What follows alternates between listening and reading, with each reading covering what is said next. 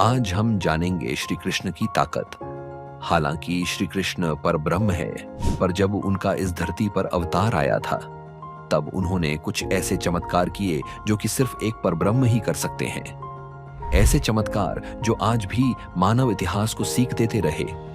कुछ ऐसे जिसमें पाप का घड़ा भरने के बाद, तो कभी गलतियों का सीमा उल्लंघन होने के बाद, तो कभी बस अपनी शरारतों के लिए, तो कभी किसी का अहंकार तोड़ने के लिए, वह सारे चमत्कार आज हम इस वीडियो में देखेंगे। सुदर्शन चक्र।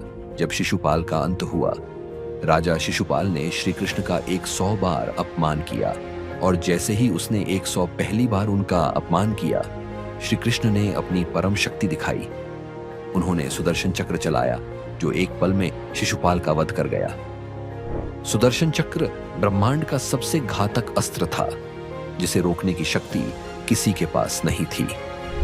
दोस्तों, वैसे तो श्री कृष्ण को किसी की भी बात का बुरा या भला कहने से कोई फर्क नहीं पड़ता, लेकिन शिशुपाल के विषय में एक बात हमें जो श्री कृष्ण सिखाते हैं कि किसी के अभद्र वाणी से या बुरा कहने से विचलित नहीं होना चाहिए, पर अगर वह अपनी सीमा का उल्लंघन करे तब उसे दंड देना अनिवार्य होता है, और वही श्री कृष्ण ने किया। अश्वत्थामा का ब्रह्मास्त्र रोकना। अश्वत्थामा ने यह जानकर ब्रह्मास्त्र चलाया कि वह गर्भ में पल रहे अभिमन्यु के पुत्र, भविष्य के उत्तराधिकारी को नष्ट कर देगा। यह एक ऐसा कृत्य था जो न सिर्फ अधर्म था, बल्कि संपूर्ण मानवता के लिए भीषण अपराध था। जब श्री कृष्ण ने देखा कि अश्वत्थामा ने इतने घृणित कार्य को अंजाम दिया, तो उन्होंने उसे एक भयावह श्राप दिया। ऐसा श्राप जो किसी भी योद्धा को सबसे अधिक भयभीत कर सकता था। हे अश्वत्थामा, तूने एक नन्हे शिशु को मारने का प्रयास किया, जो कि सबसे बड़ा अधर्म है। इसलिए मैं तुझे यह श्राप देता हूं। तू हजारों वर्षों तक इस पृथ्वी पर भटकेगा, जख्मी और कष्टों से भरा हुआ, लेकिन मृत्यु तुझे नहीं मिलेगी। तेरा शरीर नासूरों से भरा रहेगा, पर तू कभी मर नहीं पाएगा। इसके बाद श्री कृष्ण ने अश्वत्थामा के मस्तक से उसकी दिव्य मणि निकाल ली, जो उसे अजेय बनाती थी। बिना उस मणि के अश्वत्थामा को पीड़ा और भटकाव का जीवन जीना पड़ा। युद्ध के अंत में जब अश्वत्थामा ने अपने ब्रह्मास्त्र से उत्तरा के गर्भ में पल रहे पुत्र को मारने की कोशिश की, तब श्री कृष्ण ने अपनी परम शक्ति से उसे पुनर्जीवित कर दिया। यह प्रमाण है कि श्री कृष्ण सिर्फ जीवन लेने वाले नहीं, जीवन देने वाले भी थे।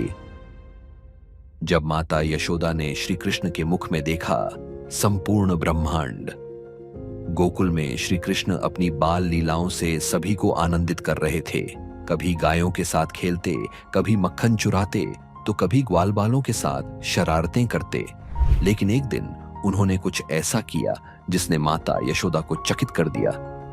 एक दिन बलराम और कुछ ग्वालबाल दौड़ते हुए माता यशोदा के पास आए और शिकायत की, माँ, कृष्ण ने मिट्टी खा ली। माता यशोदा कृष्ण को गोद में उठाकर स्नेहपूर्वक पूछती हैं, कान्हा, क्या तूने मिट्टी खाई है? मुंह खोलो, मैं खुद देखूंगी कि तुमने मिट्टी खाई है या नहीं। लेकिन जैसे ही कृष्ण ने अपना छोटा सा मुख खोला, माता यशोदा ने जो देखा वह सिर्फ एक माँ की कल्पना नहीं थी। माता यशोदा ने देखा कि कृष्ण के छोटे से मुख के भीतर पूरा सौर मंडल, पृथ्वी, चंद्रमा, सूर्य, अनगिनत ग्रह, तारे और संपूर्ण ब्रह्मांड विद्यमान था। नदियां बह रही थीं, पर्वत खड़े थे, और सृष्टि का हर कण उस मुख में समाया हुआ था। उन्होंने वहां स्वयं को भी देखा, गोपियों को देखा, वृंदावन को देखा, मानो संपूर्ण सृष्टि उसी छोटे मुख में समाहित हो गई हो। जब श्री कृष्ण ने ब्रह्मा को अनंत ब्रह्मांडों का दर्शन कराया, ब्रह्मांड के रचयिता भगवान ब्रह्मा, जिन्होंने संपूर्ण सृष्टि की रचना की, वे भी एक दिन श्री कृष्ण की माया में उलझ गए। उन्होंने सोचा, क्या यह नटखट ग्वाला वास्तव में भगवान विष्णु का अवतार हो सकता है? ब्रह्मा जी ने सोचा कि अब श्री कृष्ण असमंजस में पड़ जाएंगे, लेकिन भगवान की लीला अपरंपार थी। श्री कृष्ण ने मुस्कुराकर अपनी दिव्य शक्ति का प्रयोग किया और, प्रभु, आपकी माया अद्भुत है। मैं तो सृष्टि का रचयिता कहलाता हूं, लेकिन आपकी अपार शक्ति के आगे मैं कुछ भी नहीं। यह कथा हमें यह सिखाती है कि श्री कृष्ण केवल इस पृथ्वी के नहीं बल्कि अनंत ब्रह्मांडों के अधिपति हैं। जो भी उनकी माया को परखने की कोशिश करता है वह स्वयं ही माया में उलझ जाता है।